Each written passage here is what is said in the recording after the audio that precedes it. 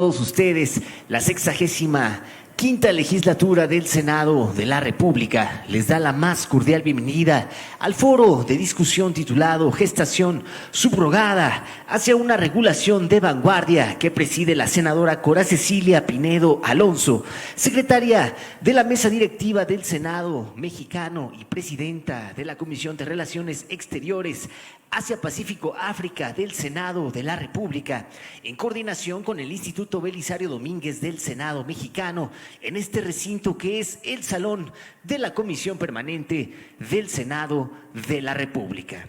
Para este foro contamos con la presencia en el presidium de nuestra anfitriona, la secretaria de la mesa directiva del Senado mexicano, la senadora Cora Cecilia Pinedo Alonso.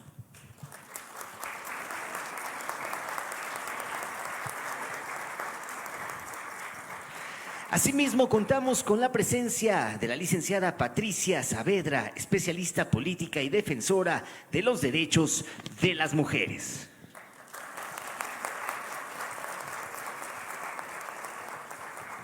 Del mismo modo, contamos con la presencia de la abogada familiar Ana María Kudish Castello.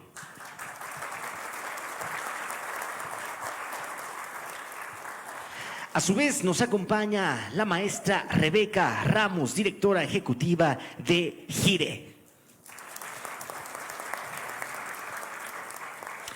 La licenciada Lidia Verónica Guerrero Quesada, jueza 13º de distrito en materia civil.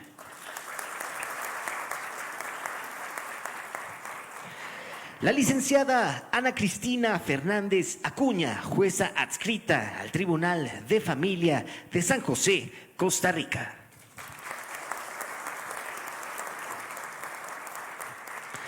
Finalmente, para conformar a este honorable presidium, contamos con la presencia de la doctora María Mercedes Albornoz, miembro del grupo de trabajo de la Conferencia de la Haya de Derecho Internacional Privado sobre filiación y gestación por sustitución. Desde luego que agradecemos la presencia de todas, todos y todes ustedes dentro de este importante evento para el Senado mexicano, así como a quienes nos siguen a través de la señal del canal del Congreso de la Unión y de los diferentes medios de comunicación aquí presentes. Sin más preámbulos, señoras y señores, para dar inicio, escucharemos el importante mensaje de bienvenida a cargo de nuestra anfitriona, la senadora Cora Cecilia Pinedo Alonso.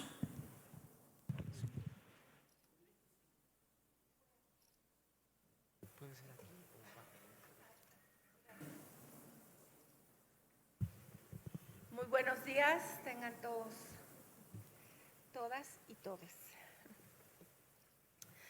Agradezco al Instituto Belisario Domínguez de este Senado de la República, en coordinación con una servidora, el que podamos hacer realidad este importante foro. Hemos puesto énfasis en la defensa de los derechos humanos de todas las personas involucradas en la gestación subrogada. Nos encontramos hoy reunidos para abordar un tema crucial en la actualidad, como lo es la gestación subrogada. Este foro representa un esfuerzo conjunto por comprender y regular un fenómeno que se encuentra presente en nuestra sociedad y carece de una regulación adecuada a nivel federal.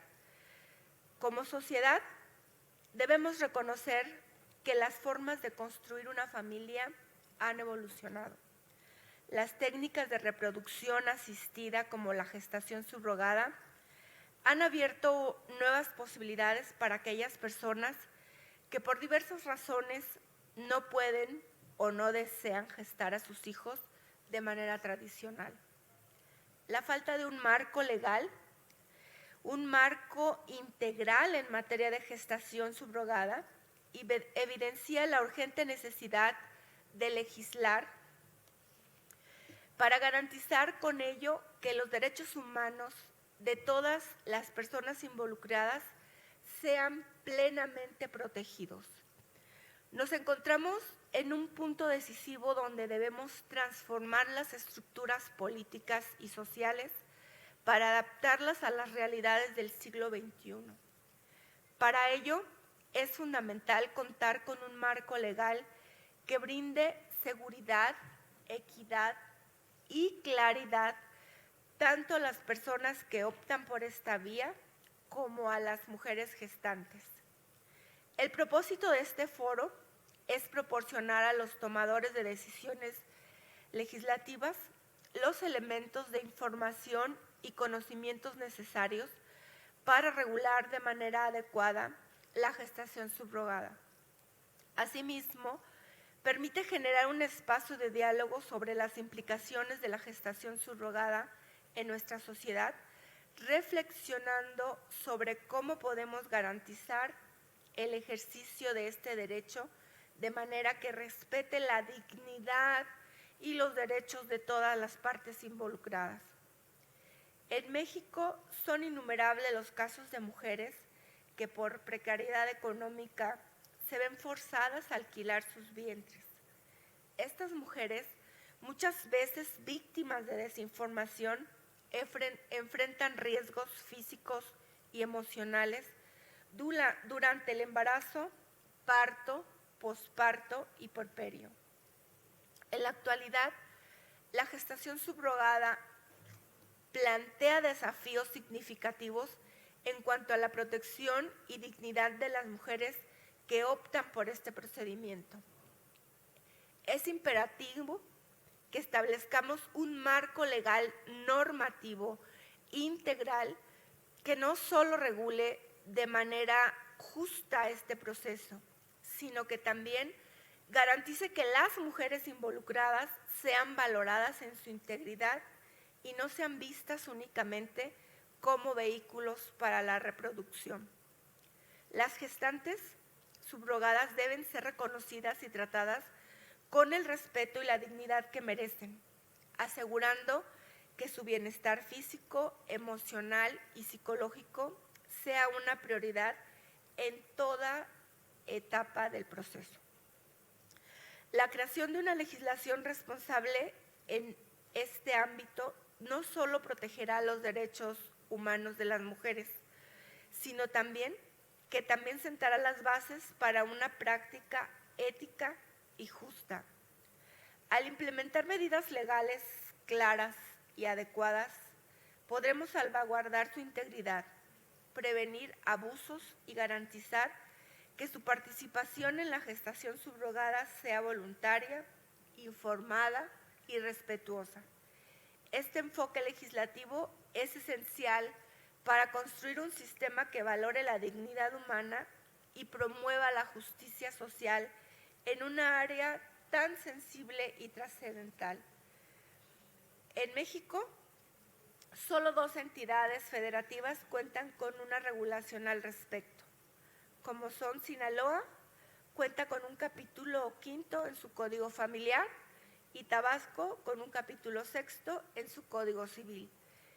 El foro de hoy nos invita a reflexionar profundamente sobre las implicaciones éticas, legales y sociales de la gestación subrogada. Nos reta a encontrar un equilibrio entre los derechos de las personas que buscan formar una familia a través de estas técnicas y la protección de las mujeres que deciden prestar su cuerpo para este fin.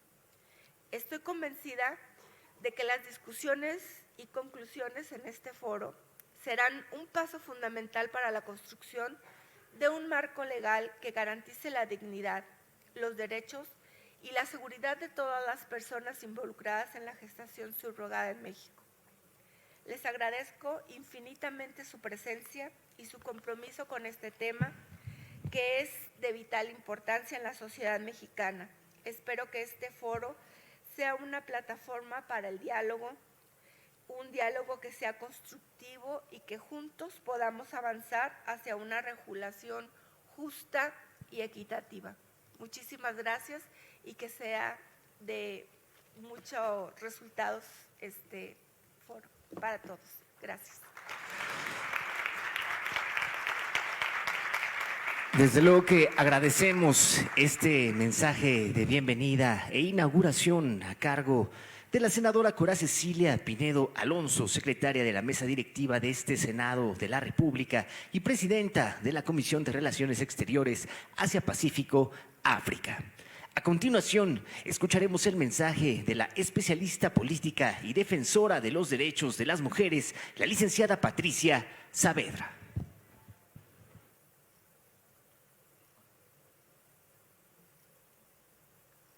Buenos días a todos. Principalmente quisiera agradecer a la senadora Cecilia Pineda Alonso y a todo el equipo del Instituto Belisario Domínguez por su compromiso en abordar temas tan importantes como lo es la gestación subrogada. Así también como a todos los asistentes, especialistas y miembros de la sociedad civil que en este momento se encuentran con nosotros. Cada historia es única. Cada mujer gestante aporta su fuerza y generosidad, mientras que cada padre por decisión aporta el anhelo de construir una familia. En los últimos años hemos podido observar cómo una combinación de patrones familiares cambiantes y avances en la ciencia médica en cuanto a la reproducción, como es la inseminación artificial o la gestación subrogada, nos ha llevado a discutir temas fundamentales como lo es un derecho humano tan básico, el derecho a la identidad. Especialmente cuando dichos acuerdos, en el caso de la subrogación, incluyen partes de diferentes países. La gestación subrogada no es simplemente un contrato, es un pacto entre seres humanos que desean construir una familia, porque hoy más que nunca sabemos que el ser madre o el ser padre no se limita solamente a la biología. Se trata más un acto de amor y de valentía. Por lo tanto, es esencial establecer marcos legales, claros, justos, que garanticen la dignidad para todas las partes, como lo son la atención médica adecuada, el apoyo psicológico, la compensación justa, el consentimiento informado, el registro legal y la protección de derechos para las mujeres gestantes. México necesita tomar una postura. Ignorar la realidad no hará que ésta desaparezca. Estados como Tabasco en el 2016, seguidos por Sinaloa y Guanajuato en el 2018, son pasos significativos hacia un marco regulatorio más claro, demostrando que México como país está preparado y listo para la discusión y la regulación justa. México desde el 2015 forma parte de conferencias internacionales como La Haya, con grandiosas mujeres representantes como lo es la maestra María Mercedes Albornoz, quien en un momento tendremos como panelista, y quienes cada año estudian dentro del derecho internacional la paternidad y la gestación subrogada. Por lo que espacios como los que el día de hoy la senadora Cecilia y el Instituto Belisario Domínguez, donde nos permiten participar, no solo desde diferentes puntos de vista, como el que puede ser uno conservador, uno de centro o uno progresista, sino también desde la experiencia y la visión de países hermanos, y el que brinden un micrófono para cada uno de ellos nos demuestra que México hoy se encuentra en el mejor momento y con los mejores representantes para llevar a cabo esta regulación vanguardista que tanto se necesita. Este foro nos da una oportunidad para avanzar hacia una legislación justa, equitativa y de dignidad. Les invito a todos a que nos quedemos en las próximas mesas, ya que tendremos la dicha de escuchar a voces que han vivido no solo desde lo legal y lo legislativo, sino también quien lo ha vivido desde el corazón y, por supuesto, en cuerpo y alma, la gestación subrogada. Gracias por su atención y por permitirnos abrir este diálogo tan necesario. Desde luego que agradecemos la activa participación de la licenciada Patricia Saavedra, especialista política y defensora de los derechos de las mujeres dentro de este importante foro para el Senado de la República. Finalmente, solicitamos a nuestra honorable Presidium, si son tan amables, de ponerse de pie para realizar la fotografía oficial y conmemorativa de este importante foro de discusión hoy desde el Salón de la Comisión Permanente del Senado de la República.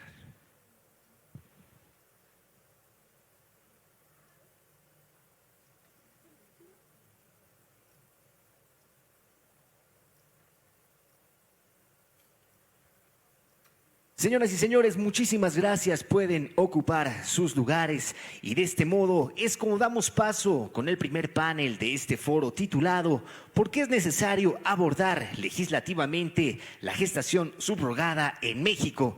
Para esto tiene el uso de la palabra nuestra moderadora, la maestra Ana María Kudich Castello.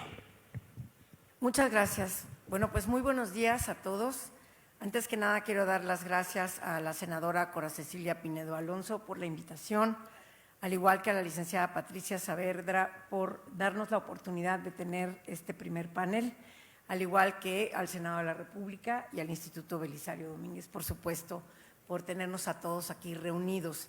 Vienen gente del exterior y muchas personas que están involucradas con la subrogación en el México de hoy y conforme a todos los requerimientos sociales y realidades de la ciencia, sin duda tenemos que legislar respecto de esta importante cuestión que es social, médica y relacionada con los derechos humanos, no solo del concebido no nacido, de la madre gestante y de los padres de intención, también del concebido no nacido, que también requiere de ser protegido, y de las situaciones médicas, en donde también se debe de legislar a las clínicas que se encargan de los cigotos y de la salud de esta situación de gestación. Así es de que tenemos un panel increíble. Voy a dar 13 minutos a cada una de nuestras panelistas. Vamos a empezar por la maestra Rebeca Ramos, que es la directora ejecutiva de GIRE. Voy a leer brevemente su CV. Ella es la directora ejecutiva del Grupo de Información en Reproducción Elegida, GIRE. Desde marzo del 2020, Rebeca Ramos es la directora ejecutiva del Grupo de Información en Reproducción Elegida. Es una abogada feminista titulada por la Escuela Libre de Derecho. Es maestra en Derechos Humanos de la Universidad Iberoamericana. Comenzó a trabajar en GIRE en enero del 2012. Fue coordinadora del Departamento de Incidencia en Políticas Públicas. Anteriormente fue asesora parlamentaria y formó parte del Grupo de Trabajo para la Reforma Constitucional en Derechos Humanos. Fue coordinadora general del Centro de Derechos Humanos y ha participado en varias publicaciones en torno a los derechos reproductivos. Por favor, maestra Rebeca, adelante. Muchísimas gracias y bueno, muy buenos días. Muchísimas gracias, senadora licenciada Patricia Saavedra, y por supuesto al Senado de la República por abrir este espacio de discusión en un tema pues tan complejo y tan importante, en donde sin lugar a dudas la discusión, la presentación de argumentos frente a la falta de una legislación, de una regulación en México, pues es un principio básico en términos de avanzar en una regulación que vaya acorde con la Constitución y con los derechos humanos. Yo quisiera empezar muy brevemente señalando pues qué entendemos por gestación subrogada, ¿no? Es un término que además, es una práctica que además recibe diferentes términos, diferentes nombres, y nosotras desde GIRE hemos optado por utilizar el término de gestación subrogada o gestación por sustitución, porque nos parece que es la más adecuada en términos de describir el fenómeno del que estamos hablando. La gestación subrogada o gestación por sustitución, pues en realidad es un contrato, un acuerdo de voluntades a través del cual una persona acepta llevar un embarazo para otra u otras personas cuya intención es fungir como los padres o cuidadores principales de esa criatura que nazca por medio de esa gestación. En algunos casos este acuerdo puede ser remunerado y esta gestación se entiende como una prestación de servicios. En otros se plantea como altruista, en el que no se recibe una remuneración por el hecho de gestar, aunque las personas o la persona contratante van a cubrir los gastos relacionados con ese proceso gestacional. Y en ese sentido, y desde el trabajo que hemos hecho en Gire durante un poquito más de 30 años, yo quisiera utilizar estos minutos para compartir con ustedes un poco cuál es el contexto legal de la gestación subrogada en nuestro país. Ya lo hemos dicho, la senadora con su discurso inauguratorio ya lo señaló, hace falta una regulación en el tema. Tenemos una regulación jurídica deficiente en México, en donde se permite expresamente en algunos estados, en otros se prohíbe y en la mayor parte no existe una regulación sobre esta práctica. Esto ha llevado a que se presenten diversos casos que han sido resueltos por los tribunales de este país. Yo me voy a compartir con ustedes algunas de las resoluciones de la Suprema Corte de Justicia en este tema. Y ahí, bueno, decir que el primer caso relacionado con un acuerdo de gestación subrogada se resolvió en la primera sala de la Suprema Corte de Justicia de la Nación en 2018. Fue un caso que tuvo que ver con una pareja de personas del mismo sexo que deseaban pues registrar a su hijo producto de un acuerdo de gestación subrogada, y dado que en el caso de Yucatán, que fue el estado en donde se sucedió esto, no está regulado el tema, pues no se pudo dar este registro y este reconocimiento de la identidad y de la filiación de este pequeño. Y en ese sentido, la primera corte resolvió que para reconocer la existencia de una relación de filiación era necesario evaluar la voluntad procreacional. Creo que aquí, años antes, la Corte ya había resuelto y puesto sobre la mesa este concepto de voluntad procreacional, que es fundamental en términos de técnicas de reproducción asistida y en específico sobre los acuerdos de gestación subrogada. ¿Por qué? Porque ahora la ciencia y el avance tecnológico, pues la realidad ha hecho que la filiación no únicamente se reconozca por quien pare a una criatura o quien aporta el material genético, sino que más bien ahí la parte fundamental es ese deseo, es esa voluntad procreacional, como la señala la Suprema Corte de Justicia, para ejercer esas funciones de padre o madre de un bebé. Entonces, la Corte retoma este tema de la voluntad procreacional, y a partir de la manifestación precisamente de esa voluntad se derivan las obligaciones de asumir las responsabilidades derivadas de la relación filial por parte de los progenitores, y en ese sentido la Suprema Corte resolvió que, por una parte, es derecho del niño ser inscrito en el registro civil como hijo de esos progenitores intencionales, y el derecho de estas personas de que su decisión de procrear mediante técnicas de reproducción asistida, y en este caso a partir de un acuerdo de gestación por sustitución, fuera reconocido en términos del derecho y el registro civil.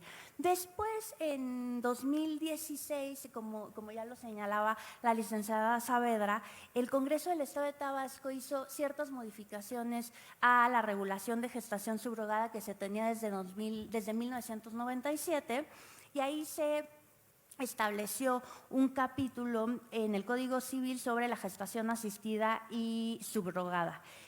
Como ya se ha dicho, esto sin lugar a dudas fue un avance. Sin embargo, esta regulación implicó también algunos puntos controversiales en términos del ejercicio y el reconocimiento de los derechos humanos, y fue por esto que en este año de 2016 la entonces Procuraduría General de la República ejerció su facultad de presentar una demanda de inconstitucionalidad ante el Pleno de la Suprema Corte de Justicia. Y en 2021 la Suprema Corte resolvió sobre este caso. En primer lugar, determinó que no corresponde a los congresos locales regular sobre aspectos técnicos de los procedimientos de reproducción asistidas que se suelen utilizar en los acuerdos de gestación por sustitución, ni sobre las condiciones médicas y de salud de las personas que pueden acceder tanto a estos procedimientos reproductivos como a los acuerdos de gestación por sustitución. Ahí vemos que, pues, efectivamente hay un pendiente en el Congreso federal. Sin embargo, sí les corresponde a los congresos locales crear leyes dirigidas a regular ciertas consecuencias de estos acuerdos, como son, por ejemplo, el reconocimiento de la paternidad, de la maternidad, en general de la filiación, los datos registrales, entre otros. También la Corte declaró inválido que ni la persona gestante ni su cónyuge podrían reclamar la maternidad o paternidad de una infancia nacida como resultado de este acuerdo, a menos de que existiera incapacidad o muerte de los progenitores intencionales que firmaron el contrato. La Corte estableció que las decisiones que se tomen en torno a los derechos de las infancias, como este, no podían regularse de manera general, sino que se tenía que atender el caso por caso. Otro de los temas que resolvió la Corte fue que eran inválidos los párrafos que condicionaban la participación de las mujeres o de las personas gestantes en los contratos de gestación por sustitución a la aprobación de su cónyuge y de su concubino. Declaró también inválido el artículo que exigía que el contrato de gestación fuera firmado por la madre y el padre contratantes, puesto que esto implicaba una exclusión de las parejas del mismo sexo o incluso a personas solteras que quisieran participar en este tipo de acuerdos. Otro punto muy importante que resolvió la Corte tuvo que ver con los sistemas de regulación en torno a la onerosidad o altruismo del contrato. La Procuraduría, en su acción de inconstitucionalidad, había pedido la invalidez sobre esa apertura, esa posibilidad que el Código Civil de Tabasco prestaba en términos a que hubiera la posibilidad de contratos onerosos y contratos altruistas. Pues dice que ahí sí había una facultad, la Corte señaló que sí hay una facultad de los congresos estatales de ampliar la posibilidad y que no nada más se quedaran en acuerdos altruistas. Y por último, la Corte en este caso invitó a realizar las reformas necesarias tanto a nivel federal como a nivel local, precisamente para contar con regulaciones adecuadas. Después de esta acción de inconstitucionalidad vinieron otros casos, sobre todo a través de amparos que se resolvieron tanto en el Pleno como en la primera sala de la Suprema Corte de Justicia. Y ahí, a partir de esos contratos, la Sala en diciembre de 2021, poquitos meses después de resolver la acción de inconstitucionalidad y muy en términos del análisis de lo que se había hecho en Tabasco, señaló una serie de criterios que permiten precisamente abordar las preocupaciones que esta práctica genera, yo diría, pues en casi todas y todos nosotros, ¿no? Muchas gracias. Y que son precisamente lo que tienen que ver con pues los diferentes contextos de poder y de desigualdad en los que vivimos en un país como México, ¿no? Entonces, en ese sentido, la Corte consideró indispensable incluir medidas relativas tanto al consentimiento expresado por las mujeres o personas gestantes como a las posibles consecuencias si alguna de las partes involucradas no cumpliera con lo pactado en el contrato de gestación. Para ello, precisó algunas pautas mínimas dirigidas a las autoridades encargadas de supervisar la validez de dichos contratos que buscan proteger a la persona gestante. Entre ellas, corroborar que el contrato reparta de forma proporcional las implicaciones de incumplimiento entre las partes y brinde mayor protección a la persona participante que se encuentra en desventaja por razones económicas o sociales, supervisar que no se pacten cláusulas que nieguen a la persona gestante la posibilidad de vivir de acuerdo con su proyecto de vida o que pongan en riesgo su salud, y en caso de pactarse un pago económico, vigilar la forma en que se entreguen y las consecuencias de que no se lleve a cabo conforme al acordado con el fin de garantizar el bienestar de la gestante. Yo terminaría este breve repaso sobre lo que ha resuelto la Suprema Corte de Justicia diciendo que hay ya líneas y criterios que se han analizado en sede judicial, en sede legal, que nos dan la pauta para hacer una regulación acorde con los derechos, y sobre todo celebro el que el día de hoy estemos hablando y sobre todo que se escuche a las partes involucradas y a quienes desde distintos espacios pues hemos atendido, hemos estudiado este fenómeno. Muchísimas gracias y a quitarme el número.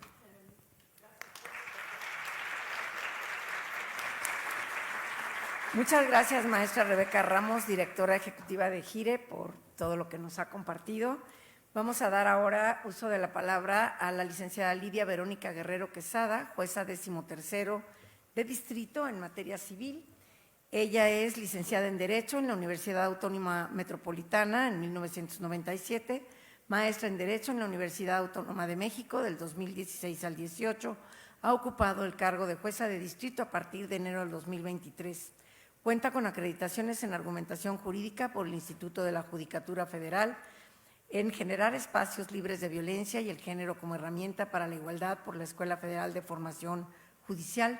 Imparte cursos de formación para secretarios del Poder Judicial Federal con la asignatura Partes en el Juicio de Amparo, Competencia, Interés y Representación en la Escuela Federal de Formación. Se ha desempeñado como secretaria del Cuarto Tribunal Colegiado en materia de trabajo del Primer Circuito, secretaria del Juzgado Segundo de Distrito en materia de trabajo en el Distrito Federal, secretaria del Juzgado 13º de Distrito en materia civil en el Distrito Federal, secretaria del Juzgado 13º de Distrito en materia civil en la Ciudad de México y secretaria del 12º Tribunal Colegiado en materia civil del Primer Circuito. Adelante, por favor. Gracias. Pues muy buenos días, senadora Cora Cecilia Pineda, licenciada Patricia Saavedra y este honorable presidium que nos acompaña de mujeres, hay que resaltarlo, ver un presidium lleno de mujeres y tan talentosas. Muchas gracias, gracias por esta invitación. Bueno, pues yo también quisiera empezar mi intervención hablando de la definición, la forma en la que se ha definido a la gestación por sustitución. Ha habido un avance en cuanto a los teóricos han decidido conceptualizarla. En 1982, Coleman hablaba de una maternidad subrogada y la limitaba al uso de una técnica de inseminación artificial. También decía que era a través de un contrato, pero que el material biológico de la mujer era prestado por la mujer gestante. Y decía que el hombre casado, un hombre casado, era quien proporcionaba también a su vez la otra parte del material genético. En esta definición, Coleman hablaba también de los derechos de filiación sobre el niño, hablaba de un niño o niña nacida de este procedimiento como un derecho de filiación, pero que debía de ser cedido. En este caso ha habido avances entre las definiciones. El primero sería dejar de ver a la gestación como una maternidad, entendiendo que la mujer o la persona gestante, porque esa es otra de las cuestiones que debemos tomar en cuenta, que no solo una mujer, no podemos limitar el concepto a una mujer, porque existe la posibilidad de que sea persona que haya reasignado su sexo por identidad de género, y también pues que en el futuro exista la posibilidad de trasplantes de útero. Entonces considero que como se ha venido manejando los teóricos y conocedores de esta materia, que no es tan correcto hablar de maternidad, sino de la gestación por sustitución. También decimos no es tan conveniente hablar el tema de gestación por subrogación, porque decimos lo que se subroga, el ponerse en lugar de otro, es el embarazo, es la propia gestación. Entonces, bueno, me parece que de acuerdo a los teóricos es importante destacar estos puntos, que no siempre se trata también, al inicio se hablaba cuando se inició con esta regulación, con esta investigación de la gestación, se hablaba que era únicamente por personas, los padres de intención o intencionales, eran únicamente personas de distinto sexo, matrimonios constituidos por personas de distinto sexo, o bien que tendrían que estar casadas. Esta es una definición que ha ido modificándose. Sabemos que pues, los hechos sociales avanzan más rápido que el derecho. En este momento, pueden hacer uso de la gestación tanto personas casadas del mismo sexo como matrimonios constituidos por personas del mismo sexo o incluso parejas solas, ¿no? Después, estas son las críticas que podemos dar a este tipo de definición. Después viene María Pérez Monge, ya aquí señala como un contrato, el cual reconoce que la persona gestante puede o no aportar su óvulo. Entonces, en este caso estamos viendo y distinguiendo de la gestación total o parcial. ¿Cuándo estamos frente a una gestación total? Cuando la persona gestante aporta el material genético, el óvulo. Cuando estamos ante una gestación por sustitución parcial, cuando es un donante, es un tercero el que aporta ese material genético. Y decíamos, en este caso lo importante no es la filiación biológica, como bien lo señaló la maestra Rebeca. La Corte ha señalado entre sus conceptos la voluntad procreacional. Esto es lo que nos debe interesar, la intención de las personas de conformar una familia. A este respecto, entonces, este concepto que presenta María Pérez Monge nos abre la posibilidad para que la persona gestante reciba una contraprestación. También se elimina esa limitación a parejas del mismo sexo. Entonces, yo lo que quiero resaltar en este punto es la forma en la que ha ido avanzando esta construcción. Es un tema relativamente nuevo que, como lo han comentado en este panel, en México solo algunos estados la tienen reguladas, algunos otros la tienen prohibida, pero a nivel federal no tenemos esa legislación y los asuntos nos están llegando. ¿Cuáles son los contextos? ¿En qué contexto estamos nosotros trabajando con este tipo de temas? ¿Y qué es lo que estamos viendo? Bueno, pues el artículo 4 constitucional establece el derecho a las personas de constituir una familia y de decidir de manera libre el número de hijos que decidan tener. Tenemos, por otro lado, también la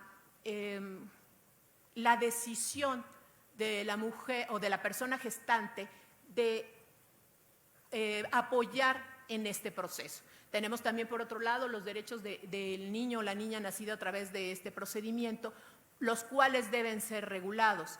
Al juzgado que yo pertenezco, en donde estoy adscrita, nos llegan este tipo de situaciones, empezando como los semejantes que se revisó de Mérida, de Yucatán.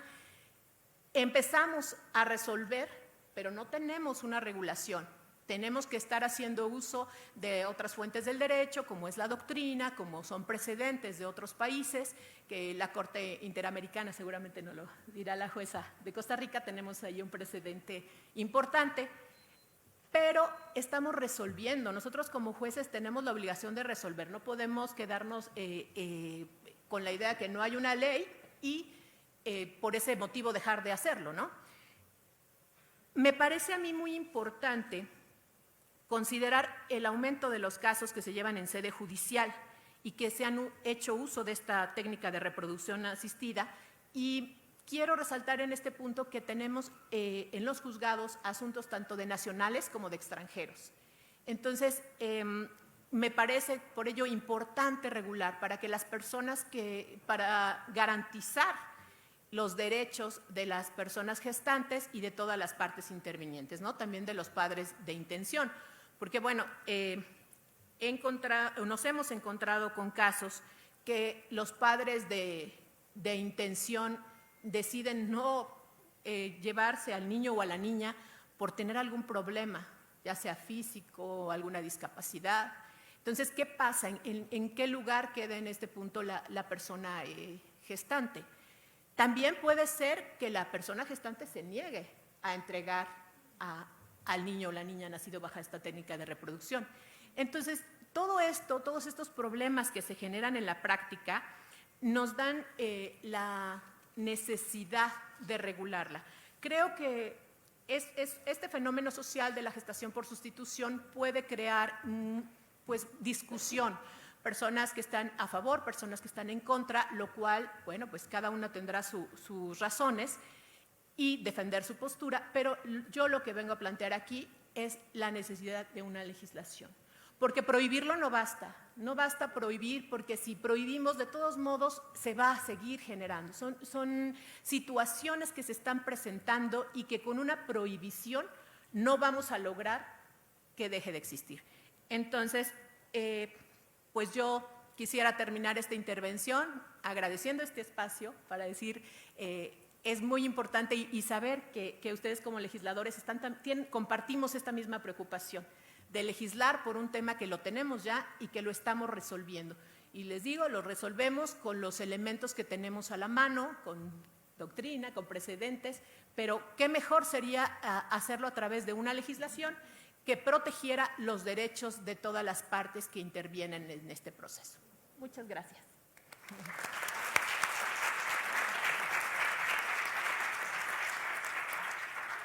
Muchísimas gracias, licenciada Lidia Verónica Guerrero Quesada, jueza 13º del distrito en materia civil. Muchas gracias. Gracias.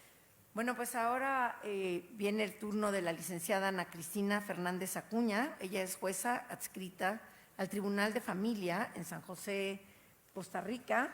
Le damos la bienvenida a nuestro país y nos da mucho gusto que esté aquí con nosotros. Ella es abogada desde diciembre de 1987. Tiene una maestría en Administración de Justicia con énfasis en relaciones familiares.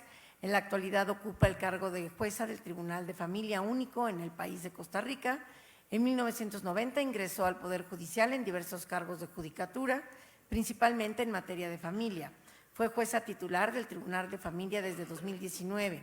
Asimismo, ha sido jueza tramitadora del Tribunal de Familia y jueza de familia y violencia doméstica, civil y laboral de mayor cuantía y penal juvenil del Juzgado de Cañas, jueza contravencional, tránsito civil y laboral de menor cuantía y de pensiones alimentarias en Cañas, Guanacaste. Cuenta con diversas publicaciones en temas de derecho de familia. Adelante, señoría, 13 minutos. Gracias. Muchas gracias, muy buenos días. Mi agradecimiento especial a la senadora Cora Pinedo Alonso y al Instituto Elisario Domínguez por la invitación a este foro tan importante. Además, al Senado por recibirnos hoy y por promover este tipo de eventos. Yo quiero comenzar con el tema de la filiación. ¿Por qué la filiación? Bueno, primero que todo, la filiación debemos verla como el vínculo jurídico que une a un hijo con la madre o con su padre. Va a consistir en esa relación de parentesco que establece la ley de un ascendiente a su descendiente en primer grado. Y se encuentra el fundamento de la filiación en un hecho fisiológico de la procreación, salvo obviamente en los casos de adopción. ¿Por qué es importante empezar por el tema de la filiación? Bueno, porque con la filiación, a través de ella se regulan las relaciones jurídico-familiares en las que se establecen las obligaciones y los derechos de los padres hacia los hijos y viceversa. También está asociada al derecho de identidad, los nombres, los apellidos, la nacionalidad, pero fundamentalmente el derecho a conocer el origen. Entonces nos encontramos con filiación materna y filiación paterna. Tradicionalmente la filiación materna siempre se dijo, no hay nada que cuestionar, el parto sigue al vientre, la madre siempre es cierta, excepto pues la filiación por adopción, y con lo que se cuestionaba siempre era con la filiación paterna, filiación matrimonial, si es extramatrimonial, si es por reconocimientos, por adopción. Y viene ahora y nos encontramos con una nueva categoría que es la filiación derivada de la procreación asistida. Entonces, Ahí viene el asunto, empezamos por qué es la reproducción humana asistida. Y entonces vemos que es la fecundación de que de un óvulo se haga sin unión sexual. Y entonces esta puede hacerse en el útero de la madre por la inseminación artificial o fuera de este por el in vitro. Entonces, este avance científico nos lleva a la gestación subrogada, que va a ser, como ya lo han mencionado, cuando una mujer gestante, bueno, y vemos de acuerdo a lo que nos dice que va a haber cambios o puede llegar a haber cambios, pero por ahora la mujer gestante que se obliga a gestar ese niño o niña en su vientre para luego del nacimiento renunciar a la filiación materna. Como les decía, van cambiando los términos y los conceptos que hemos manejado. Y podríamos decir que esta maternidad subrogada es la más controvertida de las técnicas de reproducción asistida. ¿Debido a qué? A los problemas de carácter ético y jurídicos que se están dando.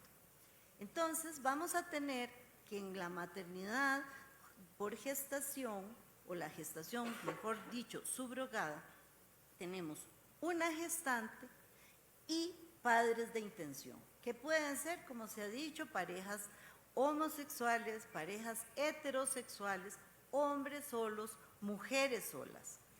Y lo que hemos hablado también, la completa, en donde la gestante no aporta óvulos y sí se restringe a la gestación y al parto. Y la parcial, donde sí aporta los óvulos y lleva el vientre, el niño en el vientre. Y entonces, biológicamente, es la madre, pero como es a través de una gestación subrogada, ella va a renunciar a esa filiación materna. Y aquí tenemos una gama de gestaciones que se pueden dar, de tipos de madres sustitutas, que puede ser el embrión creado en fecundación in vitro con óvulos de la madre destinataria y espermatozoide del padre destinatario. Ahí ambos aportaron y la gestante únicamente pone su útero. La que es por sustitución y donación de óvulos. El embrión creado también en el in vitro usa espermatozoide del padre destinatario y óvulo donado, que en este caso puede ser donado por la gestante o por una tercera mujer. El donador de espermatozoide, que es el embrión creado en in vitro usando el óvulo de la madre destinataria y el espermatozoide donado, entonces este niño va a tener relación genética con la madre, pero no con el padre. Y uno que es para mí el más extremo, es cuando el embrión es totalmente donado e implantado en la madre sustituta. Es decir, el embrión, el óvulo es de una donante, el espermatozoide es de un donante, la gestante y dos padres de intención o uno. Entonces, al final de cuentas, este niño no tiene relación genética con ninguno de los padres. Como se dijo, también tenemos los dos casos comunes, que son el por contrato, oneroso, fundamentalmente donde media un pago, y el altruista, por el simple deseo de colaborar con las personas para que puedan ser madres o padres, y se entiende, es gratuita. ¿A qué vamos? Bueno, que la gestación subrogada es una realidad. Es una realidad aquí, es una realidad en muchos países. En internet vemos jóvenes que se anuncian ofreciendo su vientre y también organizaciones en pro de dicha práctica. Entonces no podemos cegarnos a decir esto no existe. En algunos países es prohibida en otros está regulada y en otros países del todo no tiene ninguna regulación, no es ni prohibida ni permitida, y ese es el caso en mi país. Entonces, en el ámbito jurídico podemos decir que la gestación subrogada representa uno de los retos más importantes, ya que al no existir regulación quedan sin respuesta una serie de interrogantes. Y como ejemplos le puedo dar uno. ¿Qué pasa con las funciones reproductivas o el organismo de la mujer en estos casos, durante el embarazo, a la hora del parto, posteriormente, ¿verdad? Tanto física como psicológica? ¿Cómo funciona esa renuncia de sus derechos como madre biológica en favor de la pareja, de los padres intencionales? ¿Qué sucede? Como lo mencionó también la jueza Verónica, ¿qué sucede si el niño o niña nace con alguna malformación y los padres de intención no lo quieren? O al revés, si la gestante se niega a entregar ese niño o niña, ¿qué sucede o cómo se regula ese contrato oneroso, ¿verdad? De manera que sea equitativo y que no se cometan injusticias ni violación a los derechos humanos. Entonces, el problema no radica en quienes se oponen o quienes están a favor de esta práctica. El verdadero problema siempre va a ser la falta de una legislación, porque se trata de un contrato atípico creado por las partes y son ellas las que van a acordar sus efectos. Entonces, ¿qué pasa en caso de incumplimiento de alguna de las partes? Que se carece de una respuesta legal. ¿Qué pasa con ese niño que es el que tiene nuestra ocupación principal como derechos humanos? Lo cierto es que van a surgir casos que necesariamente tienen que ser resueltos. El juez no puede simplemente decir, como no hay ley, no resuelvo. Sucede que hay que buscar las soluciones. Entonces, para concluir, y mi mensaje es que la solución es crear un marco jurídico específico, explícito, respecto tanto a las diversas técnicas de reproducción asistida, junto con la gestación subrogada. Muchas gracias. Muchas gracias.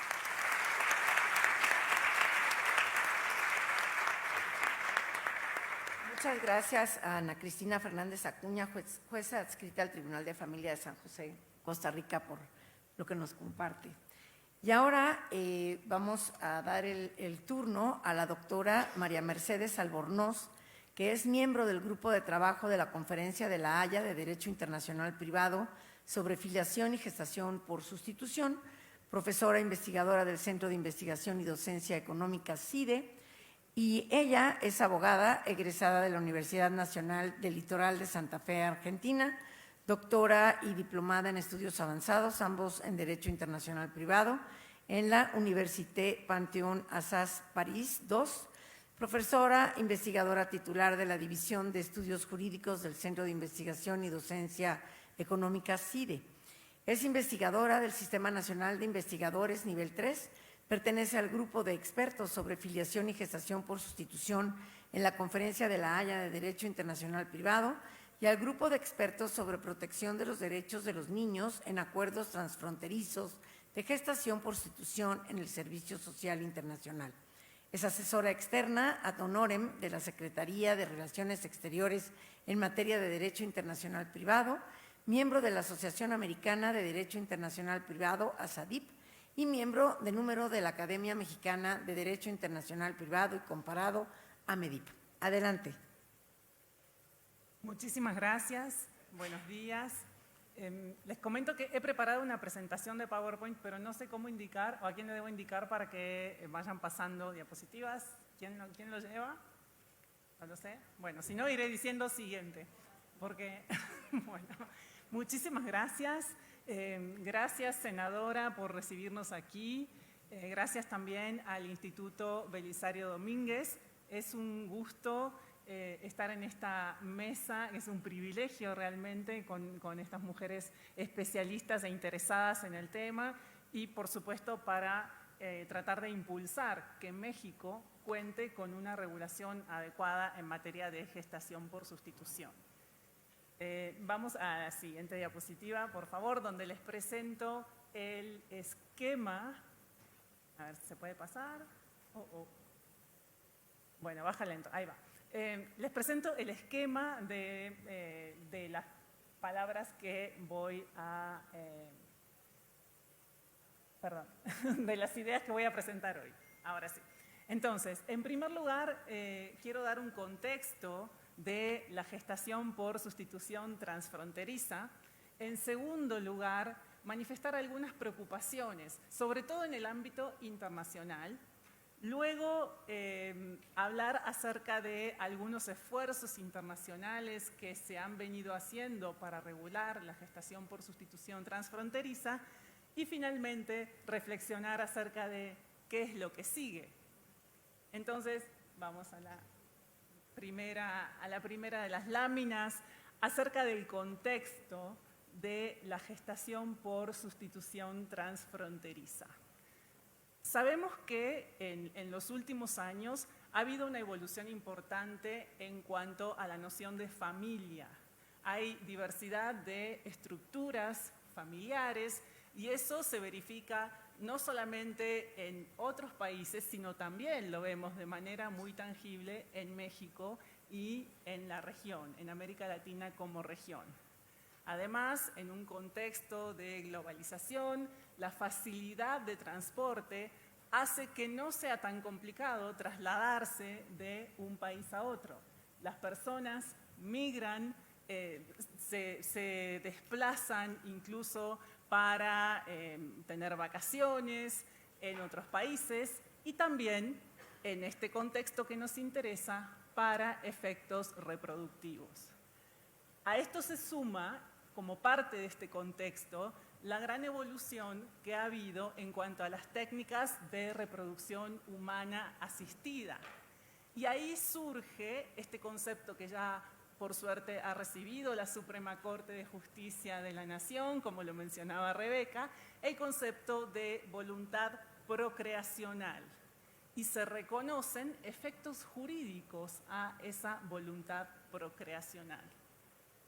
Todo este contexto es caldo de cultivo, me gusta decir, para que se presenten problemas de filiación claudicante. ¿Qué es esto de filiación claudicante? Cuando pensamos en el plano internacional, que la filiación puede haber sido establecida en un Estado y debe o se busca su reconocimiento en otro o en otros estados, suponiendo que la filiación se hubiese establecido legalmente en el estado A, pero cuando la familia se desplaza al estado B, hay obstáculos para su reconocimiento, hablamos de una situación claudicante. Y en ese momento el niño, la niña y la familia en cuestión tienen problemas que es necesario resolver. Esto sucede en la práctica y entonces se requiere dar una respuesta jurídica. Vamos a la siguiente diapositiva. Existen diversas actitudes de los estados frente al fenómeno de la gestación por sustitución. Ya fue mencionado por la jueza Ana Cristina que algunos estados prohíben la gestación por sustitución, mientras que otros la regulan. Y entre aquellos que la regulan hay una gran diversidad también. Hay regulaciones más amplias, otras más restrictivas, pero muchos estados guardan silencio al respecto. Y ahí podríamos interpretar que quizás está permitida, pero puede no haber garantías suficientes. Y esa situación se replica internamente dentro de México, como también hacía referencia a ello Rebeca. Entonces, ya se habló acerca del concepto de gestación por sustitución. Lo que yo quiero agregar ahora es el elemento de internacionalidad. Cuando esa gestación por sustitución está vinculada con varios sistemas jurídicos, hablamos de gestación por sustitución transfronteriza o internacional. Pero utilicemos mejor acuerdos transfronterizos de gestación por sustitución o gestación por sustitución transfronteriza. Entonces, si vamos a la siguiente diapositiva, por favor, hay algunas preocupaciones. Ya adelanté la de la filiación claudicante, que es imperiosa. No puede ser que una persona en el estado donde nació sea hijo de fulana y mengano, o de una sola mujer, o de un solo hombre, de una pareja. Ya vimos que hay distintas posibilidades ahí, pero que en el estado donde va a vivir no lo sea. Es una situación grave, ¿no? Y aquí, entonces, entran en el marco de la preocupación el ejercicio del derecho a la vida en familia, el derecho a la identidad, el derecho a conocer los orígenes. Hay un concepto fundamental en esta área que es el de interés superior del menor o interés superior del niño, niña, y le podríamos agregar hasta adolescentes. Estamos pensando principalmente en bebés, pero los bebés crecen, ¿no? Y pronto son adolescentes y luego también son personas adultas que pueden, o sea, mayores de edad, quiero decir, que han nacido en estas circunstancias y puede ser que incluso en su adultez persistan las dificultades para determinar su identidad, lo cual es algo gravísimo. Ya me he referido brevemente a la noción de voluntad procreacional y aquí me gustaría oponerla al tema de la persecución, porque en muchos estados los padres intencionales o las madres intencionales son perseguidos o perseguidas por recurrir a esa práctica. Esto es algo que no debería suceder, claramente. También hay preocupación porque en algunos casos ha habido explotación de la mujer gestante. Y esto, por supuesto, que es algo que hay que evitar.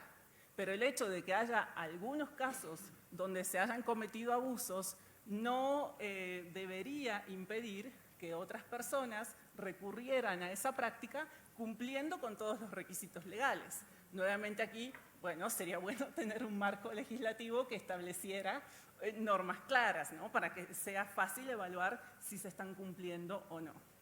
También ha habido casos en los cuales agencias de intermediación han cometido abusos, por ejemplo, cobrando honorarios carísimos a los padres o madres de intención, pero reteniendo el dinero o directamente no pasándole recursos económicos a la persona gestante.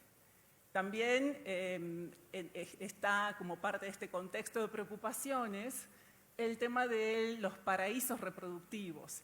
Y ahí México empezó a interesarse más por este tema a nivel internacional a raíz de la situación que se dio hace ya casi una década en Tabasco, donde, como sabemos, muchas parejas del extranjero venían a gestar, a tener su gestación por sustitución en Tabasco o en Sinaloa y luego tenían inconvenientes serios para obtener la documentación del niño o de la niña nacido en esas circunstancias y trasladarse al país de residencia de la familia. Pero hay también quienes hablan no de turismo reproductivo, sino de exilio reproductivo, que sería la contracara, ¿no? Exilio, por ejemplo, personas que residen en España, donde la práctica está prohibida, que tienen que exiliarse, entre comillas, por ejemplo, a México, para poder cumplir su deseo de tener una familia y luego, eventualmente, regresar al país de residencia. A ver, todo esto nos muestra una falta de certeza jurídica y falta de protección jurídica a las personas que están involucradas. Y esto es un problema que deberíamos atender tanto a nivel interno como a nivel internacional. Entonces, si vamos a la siguiente, me gustaría referirme a algunos esfuerzos internacionales para regular la gestación por sustitución. Y aquí hay un documento que quizás es poco conocido en México, pero me gustaría hablar muy bien de él. Es un instrumento de soft law conocido como denominado los principios de Verona, porque se aprobaron en la ciudad italiana de Verona, auspiciados por Servicio Social Internacional. Esa es una ONG que se dedica a la protección de la infancia y, bueno, en este caso, a la protección de los derechos de los niños y niñas nacidos o nacidas a través de gestación por sustitución.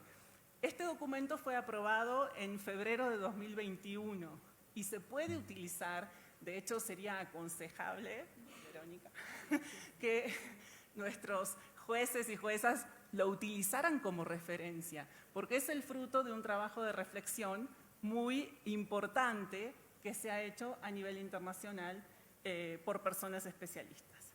Y ahora llego al… sí, lo voy a hacer rápido, es un reto. A la Conferencia de la Haya de Derecho Internacional Privado, donde desde 2010 se ha venido trabajando en esto. Aquí les pongo la evolución de los distintos grupos. Tengo el honor de ser delegada por México en el grupo de trabajo, junto con la maestra Marta Álvarez Rendón, que aquí se encuentra presente, y ella es directora de Derecho Internacional Privado de la Secretaría de Relaciones Exteriores. Vamos a la siguiente diapositiva, 2 más, perdón. Uy, esta viene con animación, discúlpame Natalia, pero muchas gracias. Ah, ¿no lo estás llevando tú? Yo pensaba que sí, me quedé con… Bueno, entonces, a ver, el trabajo de la Conferencia de la Haya se pone el acento en que no significa ni apoyo ni oposición a la gestación por sustitución, porque se trata de establecer puentes. Vamos a la siguiente diapositiva, si se puede, por favor. Es que no sé quién los lleva. Esto es… Bueno, bien. Bueno, una diapositiva más y le dan 3 clics, por favor, a la siguiente. Vamos, bueno. El grupo de trabajo al cual pertenezco ahora tiene la misión de explorar disposiciones para un nuevo posible instrumento internacional y debe expedirse acerca de la posibilidad de lograr un consenso entre los estados en esta materia, que ese es el talón de Aquiles, ¿no? de un tema tan controvertido, pero es indispensable, considero, avanzar para tratar de lograr mayor previsibilidad y proteger a las personas afectadas. Finalmente, en la última diapositiva, el grupo está adoptando un enfoque de reconocimiento, se está enfocando por ahora en la filiación establecida por decisión judicial, analizando distintos supuestos y viendo si se pueden crear, por ejemplo, criterios indirectos en materia de competencia internacional, condiciones de reconocimiento, causales de denegación y luego el gran desafío de la filiación establecida cuando solo se cuenta con un documento público, no sentencia. La última diapositiva ya es, si vamos a la siguiente, ¿qué es lo que sigue? Bueno, aquí la conclusión, redoblar esfuerzos para lograr un consenso. Eso es fundamental. Esto en interés de las familias, de los niños, de las niñas y de todas las personas involucradas. Muchísimas gracias.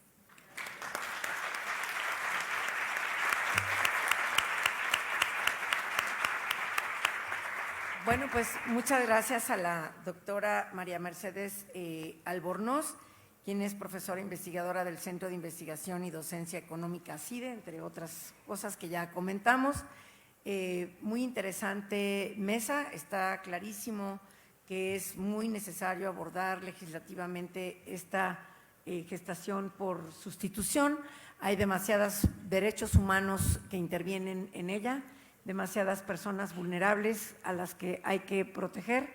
Los avances de la ciencia también deben de ser tutelados, de manera que los cigotos estén sanos, que efectivamente se eviten situaciones médicas importantes en todo este proceso. Y bueno, pues tenemos un Código Nacional de Procedimientos Civiles y Familiares al cual podríamos agregar un capítulo, y eso lo digo como colorario y para que me invitan a moderar.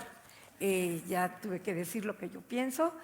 Invitamos a todos y agradecemos a todos su asistencia. Tenemos un pequeño coffee break en este momento, está aquí junto para que tomemos un café, unas galletas y regresamos a las 11:30 con el siguiente panel. Muchísimas gracias. Pues quieren que tenemos tiempo de abrir preguntas y respuestas. Son 11:10, el panel terminaba a las 11:18. Pues una pregunta. ¿Nos da tiempo de una pregunta? Adelante.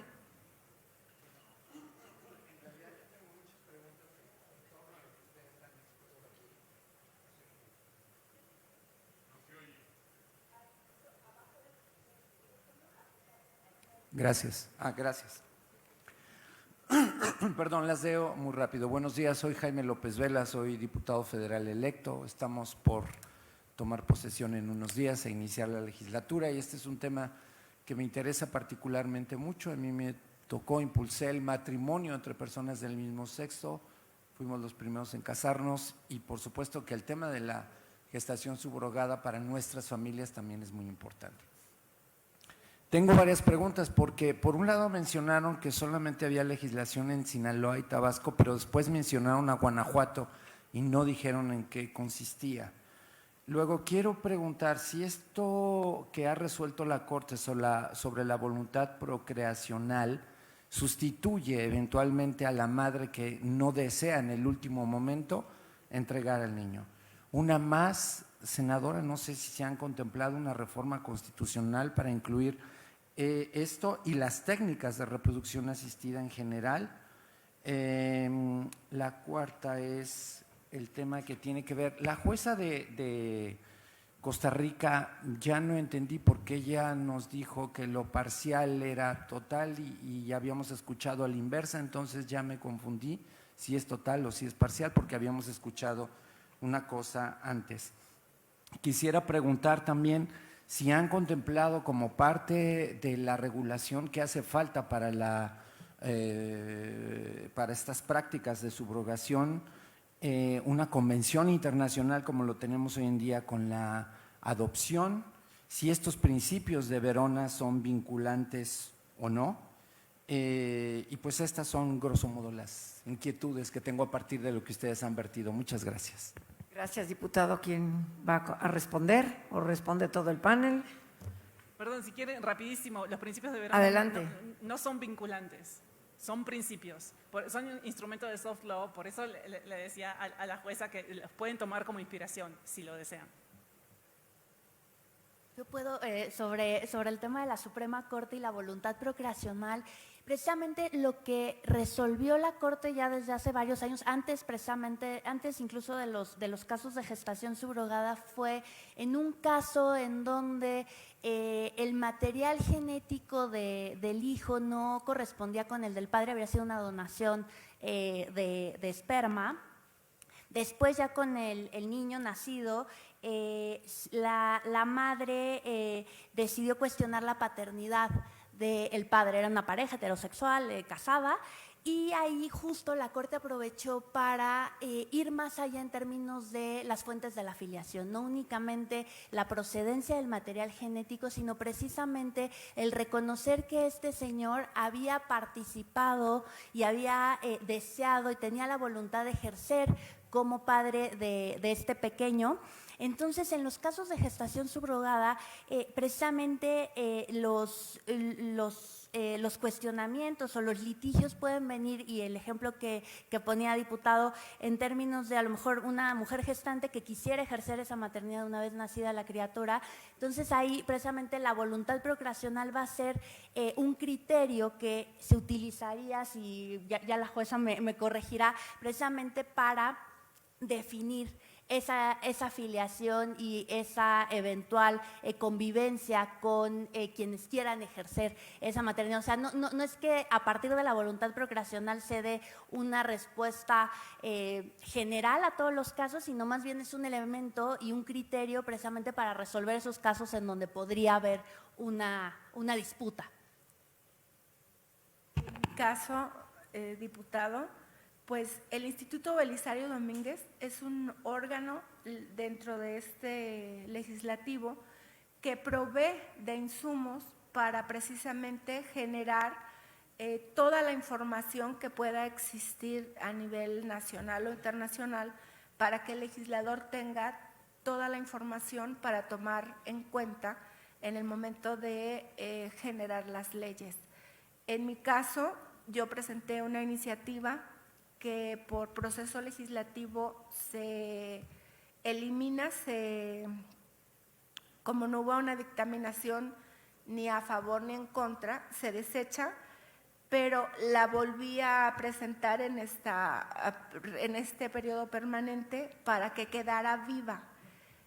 Este instrumento que yo presento, bueno, pues es perfectible. ¿Por qué? Pues porque aquí estamos escuchando argumentaciones totalmente complementarias y que, bueno, pues ya les tocará a ustedes, que son la legislación que viene, de retomarlas, de mejorarlas, pero sí lo que es vital es, y en eso coincidimos todas las ponentes que estamos en esta mesa, que es urgente hacerlo. Gracias. Bueno, pues muchas gracias. Con esto terminamos nuestro panel. Vamos al coffee break y regresamos 11:30. Gracias.